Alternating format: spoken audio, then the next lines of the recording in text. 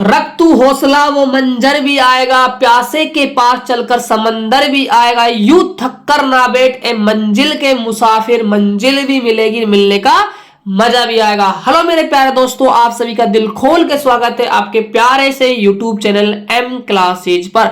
आप सभी बच्चों के काफी कमेंट आ रहे थे कि सर झारखंड बोर्ड का जो रासायनिक शास्त्र यानी जो केमिस्ट्री का मॉडल पेपर है उसका हैंड राइटिंग सॉल्यूशन करवा दीजिए। तो फाइनली बच्चों आज का ये वीडियो जो है आप सभी के लिए काफी ज्यादा महत्वपूर्ण होने वाली है। हम इस वीडियो के अंदर केमिस्ट्री का कंप्लीट हैंड राइटिंग सॉल्यूशन करवाएंगे।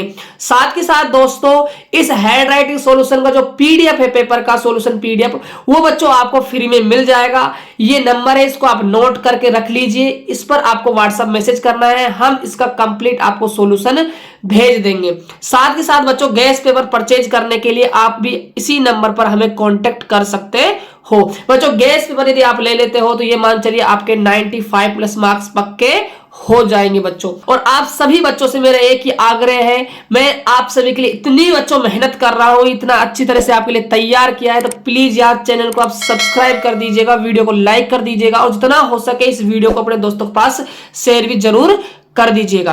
तो देखिए बच्चों आपका जो मॉडल पेपर है उसमें जो कुल आपके क्वेश्चनों की संख्या होने वाली है वो आपकी 48 होगी। एक से लेकर आपके जो 25 क्वेश्चन होंगे बच्चों वो आपके 1 मार्क्स के होंगे और आपके जो 26 से लेकर जो 34 क्वेश्चन होंगे बच्चों वो भी आपके 1 मार्क्स के क्वेश्चन होंगे। बात करें बच्चों यदि 35 से लेकर 42 क्वेश्चन जो होंगे आपके, उनके अंदर बच्चों आपको मिलेंगे 3 अंक वाले क्वेश्चन। और बात करें बच्चों 43 से लेकर 48 तक आपको मिलेंगे बच्चों 5 मार्क्स के क्वेश्चन। बच्चों ये निर्देश है, इनको भी आप पढ़ लीजिएगा। देखिए बच्चों आज का पहला जो क्वेश्चन है आप सभी के सामने आ चुका है। हम दोनों लैंग्वेज में क्वेश्चन कवर करेंगे और दोनों ही लैंग्वेज में आपको सॉल्यूशन बताएंगे। कह रहा है molarity of an aqueous solution containing 2 gram of NaOH in 200 ml of solution is, यानी कि मेरे प्यारे बच्चों 200 मिलीलीटर जलीय विलयन में 2 ग्राम NaOH घुला है तो विलयन का मोलरता क्या होगा। मोलरिटी पूछी है मेरे प्यारे रसगुल्लो। तो देखिए मोलरिटी कैसे आप फाइंड आउट करोगे। तो देखिए बच्चों सबसे पहले आपको लिखना है गिवन डाटा, आपको विलय का भार यानी कि आपको WV दे रखा है, कितना है 2 ग्राम। विलयन का आयतन यानी कि सॉल्यूशन का जो वैल्यू है आपको वॉल्यूम वो आपको VT यानी कितना दिया हुआ है 200 ml। तो इसको आप लीटर में यदि चेंज करोगे ना प्यारे बच्चों तो आप किसका डिवाइड कर दोगे, 1000 का आप डिवाइड कर दोगे। तो यहां से आपको मिलने वाला है 0.2 लीटर। अब बात करते हैं NaOH के अंदर कितने मोल है। तो बच्चों NaOH है तो N का जो परमाणु भार होता है वो 23, ऑक्सीजन का 16, हाइड्रोजन का आपका 1 हो जाएगा। तो कुल मिलाकर आपका कितना हो जाएगा 40 आपका हो जाएगा। तो देख सकते हो आप 2 ग्राम में आपने किसका डिवाइड कर दिया भाई, 40 का डिवाइड कर दिया तो आपको मिलेगा 0.05। वी नाउ डेट हम क्या जानते हैं बच्चों, मोलरिटी फॉर्मूला जानते हैं कि जो कैपिटल M होता है वो इक्वल टू होता है NV अपॉन में BT इन लीटर। याद रहे मेरे प्यारे बच्चों ये आपका लीटर में लिया जाएगा। तो जो NV की वैल्यू है वो आपकी I है 0.05 और यहाँ जो आपका VT है आयतन वो देख सकते हो आप कितना है आपका 0.2 लीटर। बच्चों जब आप इसमें डिवाइड करते हो तो आपको मिलने वाला है 0.25 मतलब M इसका क्या हो जाएगा मोलरिटी यानी कि मात्रक हो जाएगा। तो देख सकते हो मेरे प्यारे बच्चों जो आपका ऑप्शन होने वाला है तो आपका ऑप्शन चला जाएगा मेरे प्यारे रसगुल्लो, डी ऑप्शन आपका बिल्कुल सही हो जाएगा। अब देखते हैं क्वेश्चन नंबर 2। तो क्वेश्चन नंबर 2 है among the following substance the vapour pressure in exerted by, तो वाटर, एल्कोहल, ईथर और आपका मरकरी। यानी कि आपसे पूछा जा रहा है इनमें से किस पदार्थ के द्वारा वाष्पीय दाब सबसे कम होगा। अरे मेरे प्यारे बच्चों सबसे कम किसका होता है, पारा का यानी कि मरकरी का होता है। तो आपका जो ऑप्शन है मेरे प्यारे लाडलो वो आपका डी ऑप्शन बिल्कुल सही आंसर आपका चला जाएगा। ये क्वेश्चन नंबर 2 का आंसर है। बात करते हैं क्वेश्चन नंबर 3 की। आपसे कह रहा है यूनिट ऑफ केबी इज, यानी जो यूनिट यानी कि केबी का जो मात्रक है वो क्या होने वाला है। तो मेरे प्यारे बच्चों याद रखिएगा जो केबी का मात्रक होता है ना वो किलो केजी मोल इनवर्स आपका होता है। तो देख सकते हो आपका ऑप्शन नंबर डी बिल्कुल सही आंसर चला जाएगा। बात करते हैं क्वेश्चन नंबर 4 की। आपसे पूछ रहा है एल्यूमिनियम यानी कि Al2O3 से 1 मोल एल्यूमिनियम प्राप्त करने में कितनी मात्रा में आवेश की आवश्यकता होगी। यानी कि the quantity of charge required to obtain 1 mole of aluminium from Al2O3 is. देखिए मेरे प्यारे बच्चों, इस क्वेश्चन को आप कैसे करते हैं ध्यान से समझना, काफी अच्छा इन्होंने क्वेश्चन पूछा है। देखिए जो आपका एल्यूमिनियम होता है उस पे क्या होता है, +3 चार्ज होता है। +3 चार्ज का मतलब है प्यारे बच्चों, इसके अंदर से 3 इलेक्ट्रॉन क्या हो गए, ट्रांसफर हो गए हैं। तो प्लस का 3e, यदि आप इसको प्लस का 3 इलेक्ट्रॉन दे देते हो तो ये आपका क्या बन जाएगा, एल्यूमिनियम बन जाएगा। तो कितने इलेक्ट्रॉन देने पड़ेंगे आपको, 3 इलेक्ट्रॉन, यानी 3 फेराडे के ये बराबर हो जाएगा। तो इसलिए आपका ऑप्शन नंबर सी बिल्कुल आंसर आपका हो जाएगा।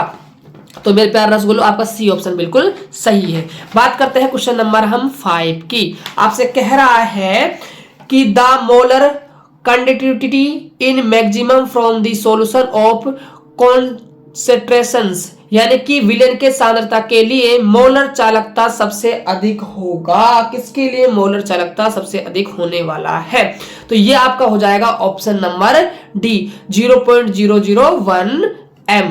बात करते हैं क्वेश्चन नंबर हम 6 की। बच्चों आपसे पूछ रहा है specific conductance of 0.1 m NaCl solution is 1.01 into 10 to power minus का 2 ohm meter inverse centimeter inverse its molar conductance in ohm meter inverse centimeter square mole inverse is। यानी कि आपसे पूछ रहा है 0.1 m NaCl विलयन का विशिष्ट चालकता आपको दी हुई है, तो इसका आपको मोलर चालकता का मान निकालना है।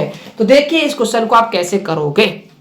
सबसे पहले आपको लिखना है मेरे प्यारे बच्चे, गिवन डाटा, आपको विशिष्ट चालकता का मान दिया हुआ है, मोलर चालकता आपसे पूछी जा रही है। तो हम फॉर्मूला जानते हैं बच्चों, ये होता है, यहां से हमने के का मान जमाया और यहां हमने 1000 का मल्टीप्लाई किया, m का मान हमने रखा 0.1 हमने रख दिया। तो इसको आप कैलकुलेट करते हो तो आपका आंसर आ जाएगा बच्चों ये, यानी कि आपका ऑप्शन नंबर ए बिल्कुल राइट आंसर आपका चला जाएगा। ऐसे बच्चों आपको इस क्वेश्चन को डील करना था। बात करते हैं क्वेश्चन नंबर हम 7 की। आपसे कह रहा है radio active disintegration is an example of, यानी कि रेडियो सक्रिय विघटन एक उदाहरण है। तो ये प्यारे बच्चों किसका उदाहरण है बताइए, शून्य कोटि, प्रथम कोटि, द्वितीय कोटि या फिर आपका तृतीय कोटि। तो याद रखिएगा मेरे प्यारे बच्चों, ये आपका होने वाला है प्रथम कोटि, यानी कि फर्स्ट ऑर्डर आपका बिल्कुल सही आंसर चला जाएगा।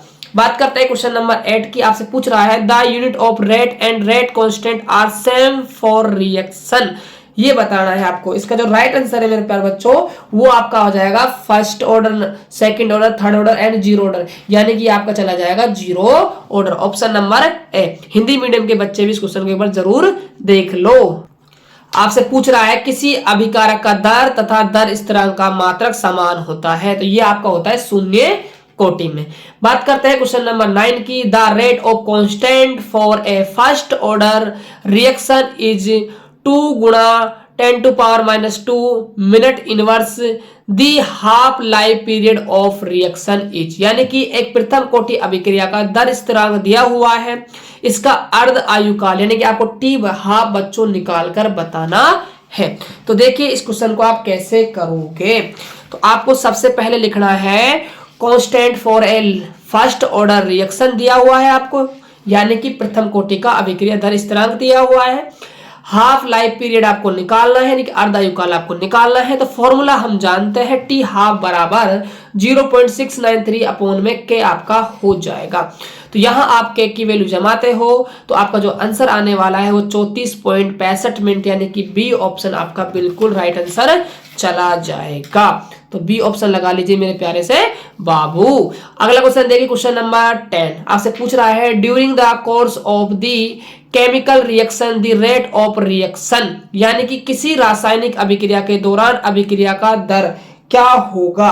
तो याद रखिए बच्चों ये क्या करता है, डिक्रीज विद टाइम, यानी डिक्रीज करता है टाइम के साथ, यानी कि आपका ऑप्शन नंबर सी, यानी समय के साथ क्या है बाबू, ये घटता जाता है। बात करते हैं क्वेश्चन नंबर 11 की। आपसे पूछ रहा है which of the following transition metal is colourless, यानी कि आपसे पूछ रहा है इनमें से कौन सा संक्रमणीय धातु आयन रंगीन है। रंगीन भाई आपको बताना है। तो देखिए बच्चों क्वेश्चन काफी शानदार है, इस क्वेश्चन को आप कैसे डील करोगे। तो मेरे प्यारे बाबू रंगीन वही धातु आयन होते हैं जिसके डी कक्षक में या तो 0 इलेक्ट्रॉन हो या फिर क्या हो, इसमें 10 इलेक्ट्रॉन मौजूद हो, तो वही मेरे प्यारे बाबू क्या होगा, रंगीन होगा। तो जो आपका जिंक है ना, जो आपका जिंक है मेरे प्यारे बाबू, ये 30 पे आता है। इसका जो इलेक्ट्रॉनिक विन्यास होता है वो Ar आपका 3s2 और 3d क्या हो जाता है, 10 आपका हो जाता है। इसमें कितने इलेक्ट्रॉन आ गए डी कक्षक में, आपके 10 इलेक्ट्रॉन आ गए, इसीलिए आपका ऑप्शन नंबर सी बिल्कुल राइट आंसर आपका चला जाएगा। बात करते हैं क्वेश्चन नंबर 12 की। कह रहा है which of the following transition metals as has highest magnitude moment, ये आपको बताना है। काफी शानदार क्वेश्चन है बच्चों, देखिए इस क्वेश्चन को आप कैसे करोगे। यानी कि देखिए क्वेश्चन नंबर आपका 12 का जो आंसर है, याद रखिए जो आपका मैग्नीट्यूड मोमेंट होता है वो मैक्सिमम तभी होगा जब आपका संक्रमण धातु आयन होगा, ये आपको याद रखना है। बात करते हैं जो पहला ऑप्शन आपको दिया हुआ है Cu+2, तो जो कॉपर का जो आपका परमाणु क्रमांक है, एटॉमिक नंबर है, वो आपका 29 है। ये आपका इलेक्ट्रॉनिक विन्यास है। तो जो आपका ये वाला कक्षक है ये 1 इलेक्ट्रॉन आपका ले सकता है, यानी कि इसको मैंने 1 से प्रेजेंट कर दिया। और जो आपका Na+2 है निकिल, इसका जो बच्चों इलेक्ट्रॉनिक विन्यास होता है ये आपका 8 है, तो ये आपका 8 और 10 10 हो जाएगा। 10 होने के बाद ये आपका 28, इसका क्या है, परमाणु एटॉमिक नंबर है। तो यहाँ पर आपके 2 आ जाएंगे। इसी प्रकार आपका जो कोबाल्ट है वो 27 है उसका एटॉमिक नंबर, यहाँ पर आपके डी कक्षक में 7 आ जाएंगे और यहाँ पर आपके 6 आ जाएंगे। एन का मान जिस कक्षक में बच्चों ज्यादा होगा, जिस कक्षक में क्या होगा, मैक्सिमम होगा, उसका क्या होगा मेरे प्यारे बहू, चुंबकीय आघूर्ण क्या होगा, सर्वाधिक होगा। तो आप देख सकते हो Fe+2 में कितने हैं, 4 है, इसीलिए आपका ऑप्शन नंबर चला जाएगा, ऑप्शन नंबर डी आपका बिल्कुल राइट आंसर हो जाएगा। ये डिपेंड करता है एन के ऊपर, ये बात आपको ध्यान में रखनी है। बात करते हैं बच्चों क्वेश्चन नंबर 13 की। आपसे कह रहा है द हाइब्रिडाइजेशंस इन्वॉल्व्ड इन NiCN4, ये आपका क्या है भाई, यहाँ पे -2 है, यानी कि आपसे क्या पूछ रहा है, संकरण पूछा जा रहा है। इसमें कौन सा संकरण मेरे प्यारे बाबू होगा। तो देखिए मैं आप सभी को बता दूं, जो आपकी स्ट्रक्चर है ना, ये स्ट्रक्चर है जो आपकी क्या है, स्क्वायर प्लेनर है, वर्गाकार क्या है, समतल है। और याद रखिए मेरे प्यारे बाबू, जब भी वर्गाकार सतह होगी ना तो वहां पर जो संकर्ण होगा वो DsP2 आपका हो जाएगा। इसीलिए आपका ऑप्शन नंबर प्यारे बच्चों ये क्या चला जाएगा, आपका बी ऑप्शन आपका बिल्कुल सही आंसर हो जाएगा। क्वेश्चन बात करते हैं 14 की। आपसे कह रहा है which of the following is not a neutral ligand. Neutral ligand यानी कि आपको उदासीन लिगेंड का नाम बताना है। हिंदी में भी हम क्वेश्चन को एक बार पढ़ लेते हैं। तो आपसे पूछ रहा है इनमें से कौन एक उदासीन लिगेंड नहीं है। याद रखिएगा प्यारे बच्चे, उदासीन लिगेंड में क्या होता है, प्लस और माइनस नहीं पाया जाएगा। इसमें भी आपका प्लस माइनस मौजूद होता है, H2O में भी, NH3 में भी प्लस माइनस होता है, और आपका जो CO है कोबाल्ट, इसमें भी प्लस माइनस होता है। लेकिन जो आपका ONO है इसमें प्लस माइनस मौजूद नहीं होता, इसीलिए आपका ऑप्शन नंबर सी बिल्कुल राइट आंसर हो जाएगा। बच्चों इसका नाम है नाइट्राइटो, क्या होता है, नाइट्राइटो, ये आपको ध्यान में रखना है। बात करते हैं क्वेश्चन नंबर हम 15 की। कह रहा है the number of given by PTNH3 का 6 या जो Cl4 in equals solution will be, यानी कि जलीय विलयन में कितने आयन देगा, इसके कितने आयन देने वाला है प्यारे बच्चों, ये आपको बताना है। तो देखिए इस क्वेश्चन को आप कैसे करोगे। तो क्वेश्चन नंबर जो 15 है ना, ये देखिए ये आपको दिया हुआ है। इसकी यदि बात की जाए तो इस पर क्या होगा, आपका +4 चार्ज आ जाएगा, और जो आपका Cl4 है वो 4 Cl- में आपका टूट जाएगा। ये आपका क्या बन जाएगा, एक कटायन बन जाएगा। इसकी जो है बच्चों वो 1 हो जाएगी, इसकी कितनी हो जाएगी, 4 हो जाएगी। तो इस प्रकार आपके 5 आने वाले हैं। तो 5 देख सकते हो, 5 आयन, यानी कि ऑप्शन नंबर आपका सी बिल्कुल सही आंसर हो जाएगा। बात करते हैं बच्चों क्वेश्चन नंबर हम 16 की। विच of the following ligand from A chelate, chelate कह दीजिए चाहे बच्चों आप क्लेट कह दीजिए, एक ही बात होती है। तो इनमें से कौन सा लिगेंड चिलेट बनाएगा, चिलेट बनाएगा, ये आप सभी को बताना है। तो देखिए प्यारे बच्चों आप कैसे इस क्वेश्चन को डील करोगे। जो आपका 2 साइड से आएगा, कितने साइड से आएगा भाई, 2 साइड से जो आपका आक्रमण करने वाला है वही आपका क्या बनाएगा, हमेशा चिलेट यानी क्लेट आपका बनाने वाला है। तो जो आपका ऑक्सोलेट है, कौन सा भाई, ऑक्सोलेट है, वो आपका दोनों यानी 2 साइड से क्या करता है, आक्रमण करता है, अटैक करता है। तो इसीलिए आपका ऑप्शन नंबर बी बिल्कुल सही आंसर हो जाएगा। बात करते हैं क्वेश्चन नंबर हम 17 की। बच्चों 17 क्वेश्चन है, इस पे क्या है आपके लिए खतरा है। कह रहा है which of the following reaction follows Markovnikov rule, यानी कि इनमें से कौन सा अभिक्रिया मार्कोनिकॉफ के नियम की पालना करेगा। अरे दोस्तों याद रखिए, यदि आपको मार्कोनिकॉफ का नियम आता है ना तो आराम से क्वेश्चन आपका बन जाएगा। तो देखिए इस क्वेश्चन को आप कैसे करोगे। अरे मेरे प्यारे लाडलो, कह रहा है मार्कोनिकॉफ रूल लगाना है। मार्कोनिकॉफ का रूल क्या कहता है, ये कहता है भैया, जब आप CH3 bond CH double bond CH2 की रिएक्शन HBr से करवाते हो तो हाइड्रोजन जो परमाणु है वो वहां जुड़ेगा जहां पर हाइड्रोजन परमाणु क्या होंगे मेरे प्यारे बाबू, क्या होंगे रे प्यारे बाबू, जहां पर ज्यादा होंगे। और जो आपका Br है वो कहां जुड़ेगा, जहां पर ये क्या होंगे, कम होंगे। तो जो आपका H यहां पर जुड़ जाएगा और आपका Br यहां पर ऐड हो जाएगा। तो ये बच्चों आपका होने वाला है, यानी कि HBr, यानी कि ऑप्शन नंबर सी HBr आना चाहिए। तो ऑप्शन नंबर सी आपका बिल्कुल सही आंसर हो जाएगा, क्योंकि मेरे प्यारे बच्चों इसमें कितने कार्बन होते हैं, 3 कार्बन आपके होते हैं। ये आपको ध्यान में रखना है। बात करते हैं क्वेश्चन नंबर हम 18 की।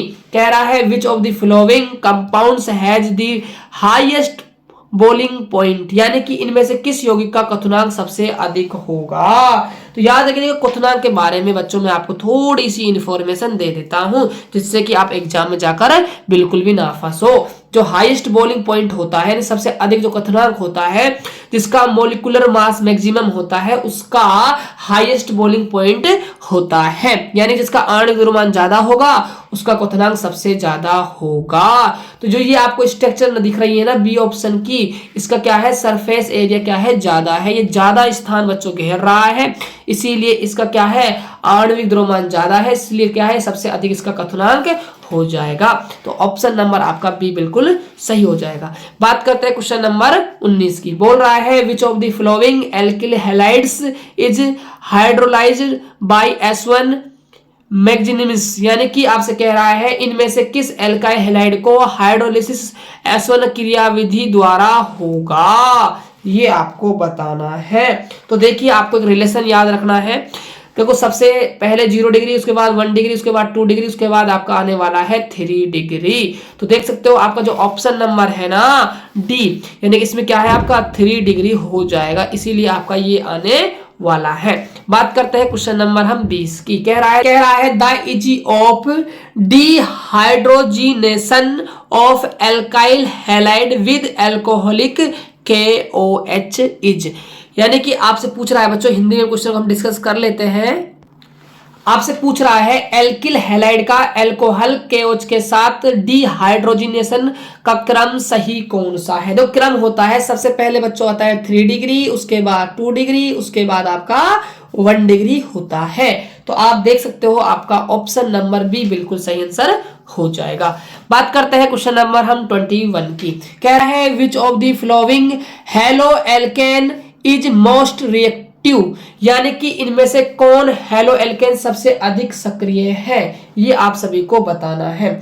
देखिए सक्रिय जो क्रम होता है सबसे ज्यादा होता है 1 डिग्री वाला, सबसे उसके बाद आता है आपका 3 डिग्री, यानी कि 1 डिग्री सबसे ज्यादा डिग्री, उसके बाद कम क्या है 2 डिग्री, उससे कम क्या है आपका 3 डिग्री होने वाला है। तो जो क्रम चलता है वो चलता है भाई आयोडीन, फिर आपका ब्रोमीन, उसके बाद आपका क्लोरीन, उसके बाद आपका फ्लोरीन। तो यहां पर आप देख सकते हो आपका आने वाला है 2 ब्रोमो, कौन सा बच्चों, 2 ब्रोमो प्रोपेन आपका बिल्कुल सही आंसर हो जाएगा, यानी कि आपका ऑप्शन नंबर चला जाएगा, ऑप्शन नंबर आपका डी हो जाएगा। फर्स्ट ऑप्शन में नहीं होगा बच्चों, सेकंड में नहीं होगा, थर्ड ऑप्शन आपका नहीं होगा, इसमें 1 लगा हुआ है, आपका होगा डी ऑप्शन, यानी कि 2 ब्रोमो प्रोपेन। बात करते हैं क्वेश्चन नंबर हम 22 की। आपसे पूछ रहा है conversion of ethyl alcohol into acetaldehyde in a example of, यानी कि इथाइल अल्कोहल को एसिटाइलहाइड में बदलना एक उदाहरण है। ये किसका उदाहरण है, ये आप बच्चों आप सभी को बताना है। तो देखिए इस क्वेश्चन को आप कैसे डील करोगे। तो ये रिएक्शन है, इसको आपको याद रखना होगा, ठीक है। ये आपका क्या है, इथाइल अल्कोहल है, ठीक है। इसका क्या करवाओगे आप, ऑक्सीकरण यदि आप करवाते हो तभी आपका किस में बदलेगा भाई, ये एल्डिहाइड में ये बदल जाएगा, यानी कि आप क्या करवाओगे, इसका ऑक्सीडेशन यानी कि ऑक्सीकरण आप इसका करवाने वाले हो, तो इसलिए आपका ऑप्शन नंबर आ जाएगा भाई बी। बात करते हैं क्वेश्चन नंबर हम 23 की।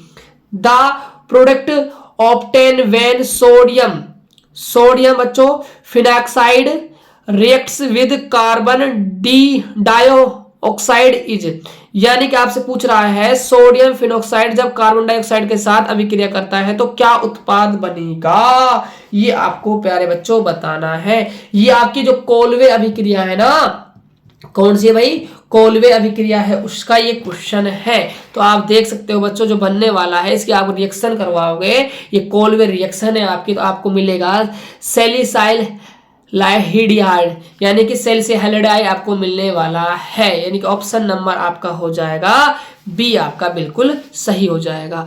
बात करते हैं क्वेश्चन नंबर हम 24 की। आपसे कह रहा है किस ताप पर H2SO4 में उपस्थित इथाइल अल्कोहल से ईथर प्राप्त होता है, ये आपको बताना है।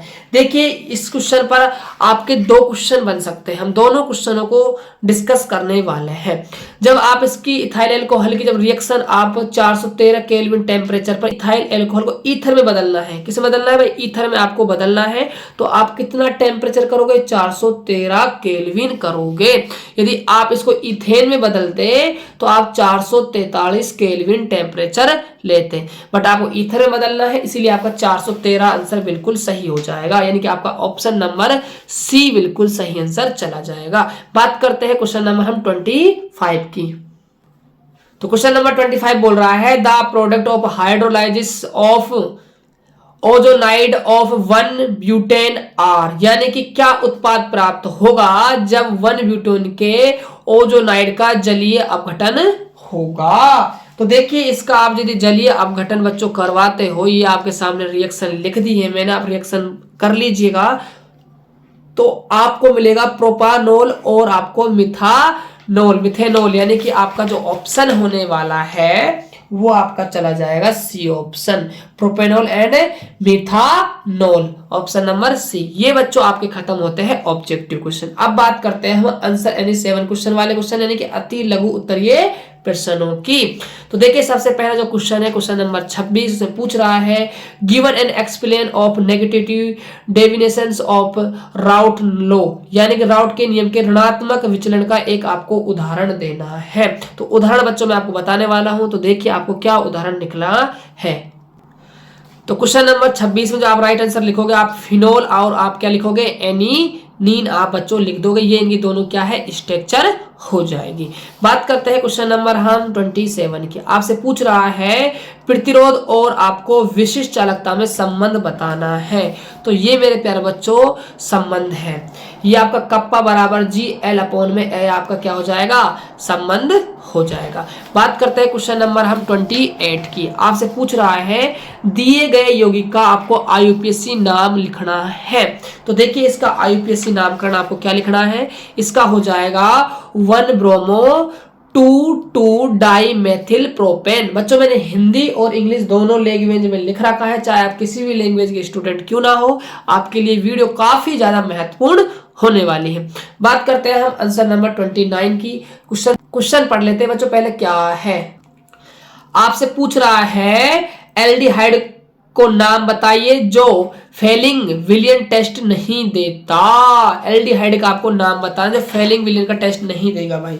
तो देखिए इसके अंदर क्या आपका नाम हो जाएगा, ये आपकी स्ट्रक्चर है बच्चों, किसकी है, ये बेंजिल एल्डिहाइड की आपकी ये स्ट्रक्चर है। तो यही आपका क्या है एक उदाहरण हो जाएगा जो क्या करता है बच्चों आपके फेलिंग विलियन का टेस्ट नहीं देता। बात करते हैं क्वेश्चन नंबर हम 30 की। आपसे पूछ रहा है नाइट्राइल को प्राथमिक एमीन में बदलने के लिए अभिकर्मक कौन सा है। The reactant of converting nitrile to primary amine, ये आपको बताना है। तो देखिए इसके लिए आपका कौन सा अभिकर्मक होने वाला है। तो अभिकर्मक का जो नाम है रिएक्टर का वो आपका हो जाएगा भाई LiLH4 यानी कि लिथियम एल्यूमिनियम हाइड्राइड। करते हैं क्वेश्चन नंबर हम 31 की। आपसे कह रहा है NiCO4 का आकार क्या होता है भाई, इसका आकार आप सभी को बताना है। तो देखिए जो ये स्ट्रक्चर है ना, ये स्ट्रक्चर है आपकी चतुष्फल की, जिसे हम कहते हैं टेट्राहाइड्राइल,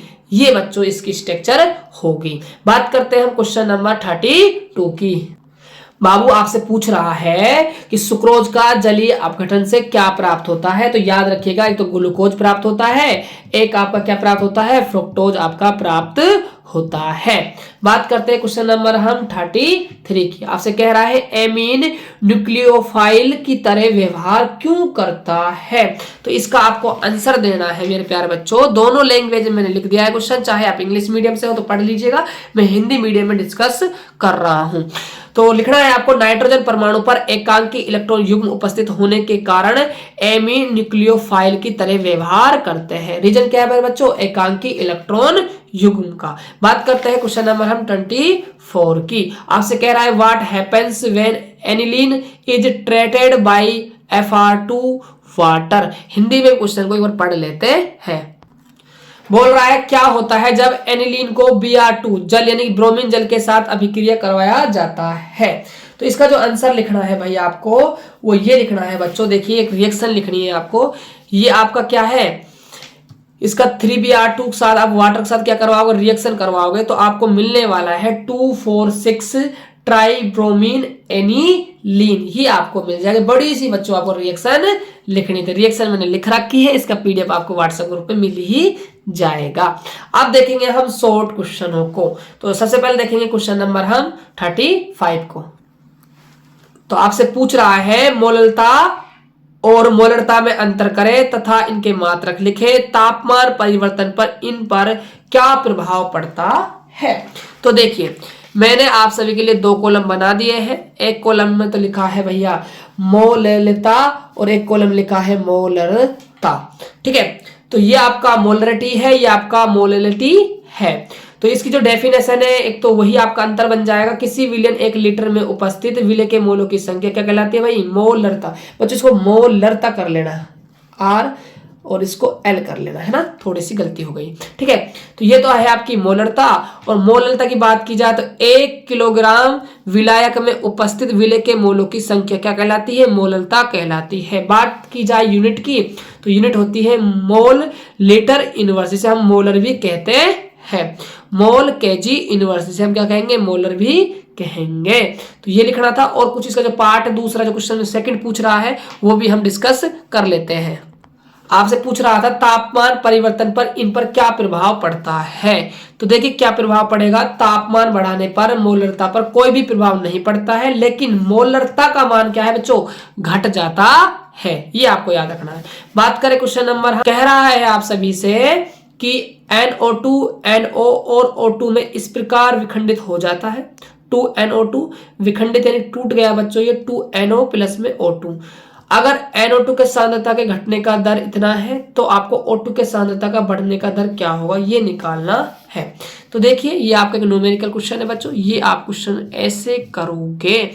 पहले क्या था आपका 2NO2 था, टूट गया बच्चों, NO2 की सांद्रता घटने की दर इतनी दी हुई है आपको, ये आपका फॉर्मूला है। तो फॉर्मूले में आप वैल्यू पुटअप कर लीजिएगा बच्चों, मैंने कर रखी है, इतना टाइम नहीं है कि मैं आपको एक्सप्लेन पूरी तरह करूं क्योंकि वीडियो काफी ज्यादा लंबा हो जाएगा। सॉल्यूशन है बच्चों, सॉल्यूशन आपको मिल जाएगा और आप सॉल्यूशन कर लीजिएगा। तो ये आपका इसका आंसर आने वाला है 3 × 10⁻12 मोल इनवर्स सेकेंड इनवर्स। बात करते हैं क्वेश्चन नंबर हम 37 की। तो क्वेश्चन नंबर 37 में इन समन्वय यौगिकों का आपको IUPAC नामकरण बताना है। 3 आपको यौगिक दिए हुए हैं, तो देख लेते हैं इनका IUPAC नामकरण क्या है मेरे प्यारे बच्चों। तो तीनों का मैंने IUPAC का नामकरण लिख रखा है। देखिए जो फर्स्ट है आपका उसका हो जाएगा पोटेशियम ट्राईऑक्सीलेटोक्रोमेट थर्ड।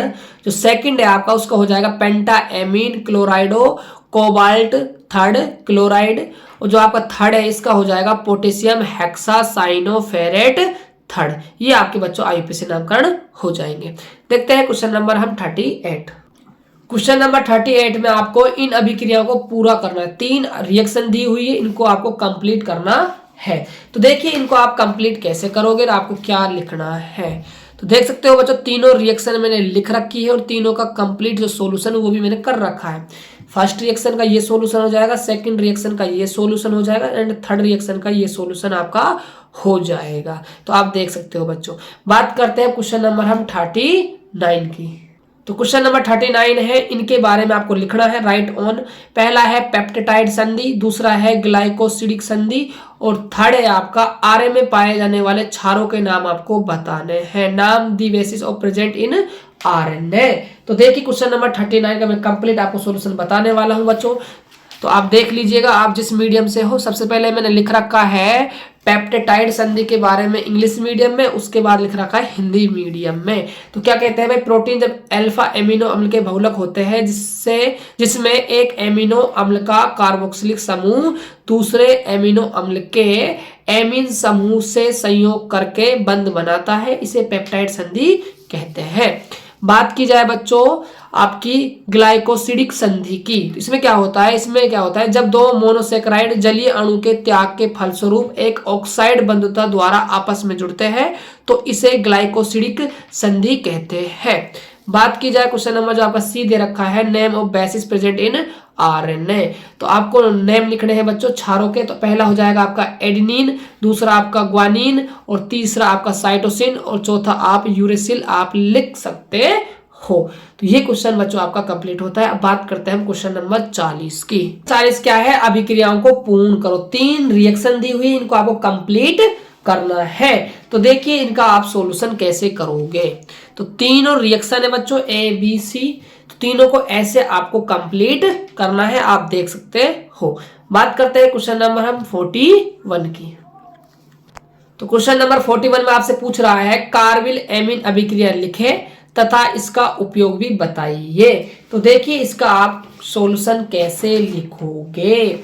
तो देख सकते हो दोनों ही मीडियम में मैंने लिखा हुआ है बच्चों, इंग्लिश मीडियम में भी और हिंदी मीडियम में भी।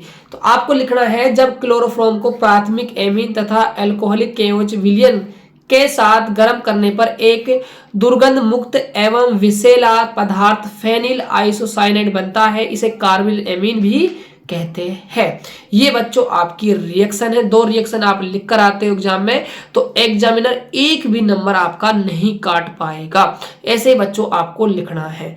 और बात की जाए बच्चों इसके यूज की, तो यूज देख सकते हो आप, 2 यूज लिख सकते हो आप। पहला यूज क्या है, इसका उपयोग प्राथमिक एमीन को उपस्थिति का परीक्षण करने में किया जाएगा, और दूसरा क्या है, इसका उपयोग प्राथमिक एमीन से आइसोसाइनाइड बनाने में भी किया जाता है। 2 यूज है, दोनों यूज आपको लिखने हैं। अब बात करते हैं हम क्वेश्चन नंबर 42 की।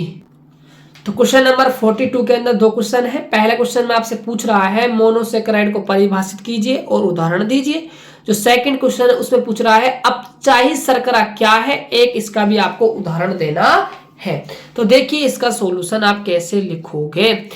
तो सबसे पहले बात करते हैं मोनोसेकेराइड की। तो वह शर्करा जिनका छोटे अणुओं में जल अपघटन नहीं होता है, ऐसे कार्बोहाइड्रेट मोनोसेकेराइड कहलाते हैं।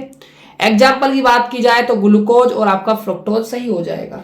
बात की जाए सेकंड क्वेश्चन की जिसके अंदर अपचयी शर्करा, उसका एग्जाम्पल पूछा है, तो लिखना है अपचयी शर्करा कार्बोहाइड्रेट जो टोलेन अभिकर्मक को अपचयित करते हैं तथा फेलिंग विलयन के साथ लाल अवक्षेप देते हैं, अपचयी शर्करा कहलाती है। एग्जाम्पल इसके अंदर ग्लूकोज, फ्रुक्टोज और आपका लैक्टोज हो जाएगा। अब बात करेंगे हम लॉन्ग क्वेश्चन यानी कि 5 मार्क्स वाले क्वेश्चनों की। तो सबसे पहले डिस्कस करेंगे हम 43 क्वेश्चन के बारे में। तो 43 क्वेश्चन है, इसके अंदर 2 क्वेश्चन है भाई। पहला क्वेश्चन में आपसे क्या डिस्कस करवा रहा है, लवण सेतु क्या है, इसका आपको कार्य बताना है। तो सबसे पहले देखिए लवण सेतु क्या होता है भाई। तो देख सकते हो ये आपका इंग्लिश में है बच्चों, आप पढ़ सकते हो। PDF तो आपको फ्री में मिल ही जाएगा व्हाट्सएप ग्रुप पे, टेंशन आप बिल्कुल मत लीजिएगा। बात करते हैं हिंदी मीडियम वाले बच्चों की। तो देख सकते हो लवण सेतु क्या है भाई, KCl या KNO3 या Na2SO4 तथा अंगारे विलयन की जेली से भरी यू आकार की नली को लवण सेतु कहते हैं। लवण सेतु का जो कार्य है, पहला कार्य लिख सकते हो आप, इसके द्वारा 2 विलयनों के मध्य विद्युत संपर्क होता है तथा विद्युत परिपथ पूर्ण होता है। दूसरा आप कार्य लिख सकते हो, इसके कारण दोनों विलयन नहीं मिलते। थर्ड कार्य है, दोनों विलयनों की विद्युत उदासीनता बनाए रखता है। इतना बच्चों आपको इस क्वेश्चन के अंदर लिखकर आना है। अब डिस्कस करते हैं इसका सेकंड पार्ट। तो सेकंड क्वेश्चन में कह रहा है किसी धात्विक तार से 1.5 एम्पियर विद्युत धारा 3 घंटे तक प्रवाहित होती है, तो तार से कितने संख्या में इलेक्ट्रॉनों का प्रवाह होगा। बच्चों ये आपके फिजिक्स का क्वेश्चन है। किसका क्वेश्चन है मेरे प्यारे बच्चों?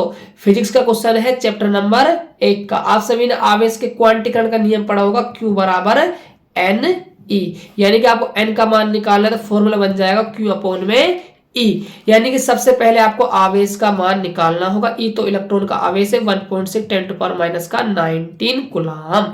तो आपको Q निकालना है। तो देखिए आप इस क्वेश्चन को कैसे करोगे। तो Q निकालने के लिए आप सबसे पहले फॉर्मूला लगाओगे करंट का, I बराबर Q अपॉन में T। Q निकालना है तो I गुणा में T। जो धारा है वो आपकी 1.5 एम्पियर बह रही है। बात की जाए बच्चों टाइम की, टाइम कितना दिया हुआ है आपको? 3 घंटे दिया हुआ है। टाइम लेना किसमें है भाई? सेकंड में लेना है। इसीलिए हमने क्या किया, पहले 3 घंटों को मिनट में बदला तो हमने 60 से मल्टीप्लाई किया, फिर सेकंड में बदलने के लिए हमने दोबारा 60 से मल्टीप्लाई कर दिया। तो ये आपका क्या निकल कर आ गया? आवेश का मान निकल कर आ गया। फिर आप फॉर्मूला जानते हो V बराबर Q बराबर NE, तो N का बराबर हो जाएगा Q अपॉन में E। तो यहाँ पर आप Q की वैल्यू जमाते हो, E का मान रखते हो, तो आपका जो आंसर आ जाएगा वो 1.0125 इंटू 10⁻23 आपका बिल्कुल राइट आंसर आ जाए। इतने बच्चों आपके इलेक्ट्रॉन प्रवाह होंगे। अब बात करते हैं हम नेक्स्ट क्वेश्चन की। क्वेश्चन नंबर है 44, कारण बताते हुए स्पष्ट करें संक्रमण धातु। संक्रमण धातुओं के बारे में बच्चों आपको 5 क्वेश्चन दिए हुए हैं। हर एक क्वेश्चन आपका 1 मार्क्स का है, उसी के अकॉर्डिंग आपको लिखना है। कितना लिखना है ये बच्चों मैं आपको बताने वाला हूं। तो देख सकते हैं संक्रमण धातुओं और उनके अनेक यौगिक अणुचुंबकीय व्यवहार प्रदर्शित करते हैं, ये फर्स्ट क्वेश्चन है। सेकंड में सामान्यतः रंगीन यौगिक बनाती है, ये सेकंड क्वेश्चन है। थर्ड क्वेश्चन है परिवर्तित ऑक्सीकरण अवस्था प्रदर्शित करती है। फोर्थ क्वेश्चन है तथा उनके अनेक यौगिक अच्छे उत्प्रेरक का कार्य करते हैं, ये फोर्थ क्वेश्चन है। और जो 5 क्वेश्चन है कैनन एंथैल्पी का मान उच्च दर्शाती है। तो 5 क्वेश्चनों को मैं एक साथ आप सभी को बताने वाला हूं। तो देखिए ये आपका पहला क्वेश्चन है, अणुचुंबकीय व्यवहार प्रदर्शित करते हैं। लिखना है आपको, परमाणु और आयनिक प्रजातियों में अयुग्मित इलेक्ट्रॉनों की उपस्थिति के कारण अणुचुंबकत्व उत्पन्न होता है। अधिकांश संक्रमण धातु परमाणु और उनके आयनों से उनके अंतिम n-1d कक्षक में अयुग्मित इलेक्ट्रॉन होते हैं। इसीलिए अधिकांश संक्रमण धातु आयन और उनके अनेक यौगिक अणुचुंबकीय व्यवहार प्रदर्शित करते हैं। बात की जाए सेकंड क्वेश्चन की, तो इसमें लिखना है इनमें उपस्थित अयुग्मित इलेक्ट्रॉनों का दृश्य प्रकाश की ऊर्जा को अवशोषित करके उच्च ऊर्जा वाले रिक्त डी कक्षक में चले जाते हैं और डी संक्रमण हो जाता है। फलस्वरूप परावर्तित प्रकाश सफेद नहीं होकर रंगीन होता है। इसीलिए संक्रमण तत्वों के यौगिक अथवा आयन रंगीन होते हैं। बात की जाए थर्ड क्वेश्चन की, तो बच्चों इसमें लिखना है आपको, संक्रमण तत्व परिवर्तनशील ऑक्सीकरण अवस्था दर्शाते हैं क्योंकि उनके संयोजी इलेक्ट्रॉन 2 भिन्न ऑर्बिटल यानी कक्षकों में पाए जाते हैं तथा ns एवं n-1d1 ऑक्सीकरण अवस्था +2 ns इलेक्ट्रॉन के कारण होता है, परंतु उच्च ऑक्सीकरण अवस्था n-1d उपकोष के इलेक्ट्रॉन के भाग लेने के कारण होता है। बात की जाए क्वेश्चन नंबर 4 की, तो इसमें क्या लिखोगे बच्चों? आपको लिखना है संक्रमण धातुओं का पृष्ठीय क्षेत्रफल अधिक होता है, इस जिससे संयोजकताएं अधिक स्वतंत्र हो जाती है। अतः ये तत्व अपनी सतह पर अभिकारकों को अवशोषित कर लेते हैं, जिससे पृष्ठ क्षेत्रफल पर अभिकारकों का सांद्रण बढ़ जाता है। फलस्वरूप क्रिया का वेग परिवर्तित हो जाता है, इसीलिए अच्छे उत्प्रेरक की भांति कार्य करते हैं। फाइनल क्वेश्चन और देख लेते हैं, क्वेश्चन नंबर इसका हम 5। इसमें लिखना है आपको, संक्रमण धातुओं को कनन एंथैल्पी के मान उच्च होते हैं क्योंकि इनके परमाणुओं में अयुग्मित इलेक्ट्रॉनों की संख्या अधिक होती है। इस कारण इनमें प्रबल अंतर परमाणविक अन्योन क्रिया होती है तथा इसलिए परमाणु के मध्य प्रबल आबंध उपस्थित होते हैं। अब बात करते हैं क्वेश्चन नंबर 45 की। आपसे कह रहा है निम्नलिखित में से A B C D E तथा ई को पहचानिए, यानी कि यहाँ ए के स्थान पर क्या आएगा, बी के स्थान पर क्या आएगा, और बच्चों बाकी के और क्वेश्चन भी आपको दिए हुए हैं।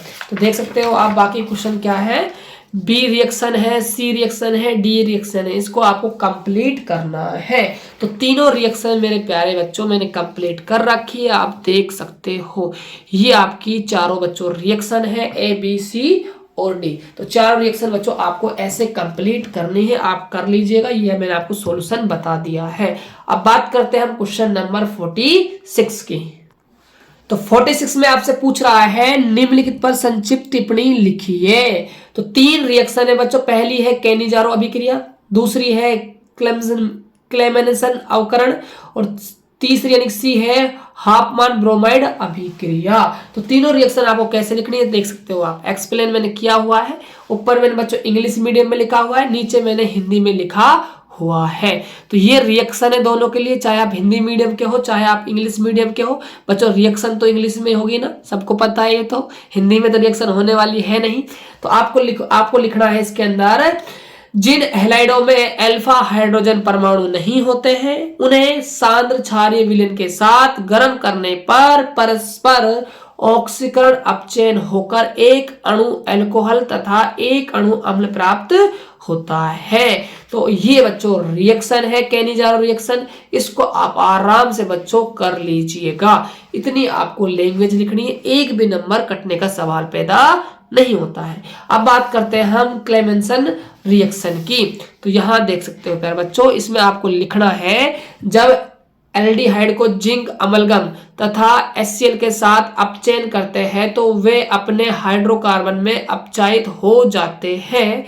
इस अभिक्रिया को क्लेमेंसन अभिक्रिया कहते हैं। यानी कि आपको जिंक अमलगम यानी कि इससे आपको रिएक्शन करवानी है HCl के साथ। तो बच्चों ये आपकी कंप्लीट 2 रिएक्शन है क्लेमेंसन अभिक्रिया की, आप आराम से इनको कर लीजिएगा। अब बात करते हैं हम थर्ड रिएक्शन की।